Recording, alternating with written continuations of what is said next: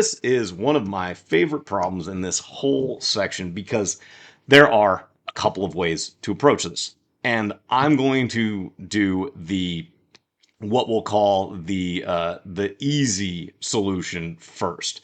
So what I want to do, realize I got the calculator. So do the x squared minus 2x thing minus 9.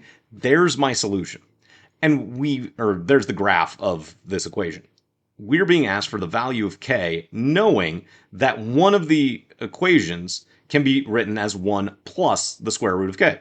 Okay, so that means that whatever this dot here is has to be equal to 1 plus the square root of k. So I'm going to just come over to so I know that that was 4.16228. So I'm going to just come over here, write it down for ease of reference. We know that, oh, I forgot already, 4.16228 is equal to 1 plus the square root of k. Okay, so now minus 1, we've got 3.16228 is equal to the square root of k. Okay, so I don't really know what the square roots of these non-perfect squares are, but I've got the tool over here, this calculator, and I've got a square root button, so I'm going to try 8.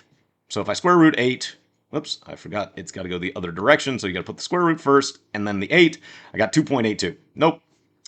So then let's try the next option, square root of 10. Oh, hey, 3.162277, that's going to round up to 8. There's my answer. This is your kind of clumsy, let me just, for lack of better phrasing, brute force it solution. It's absolutely fine to do this.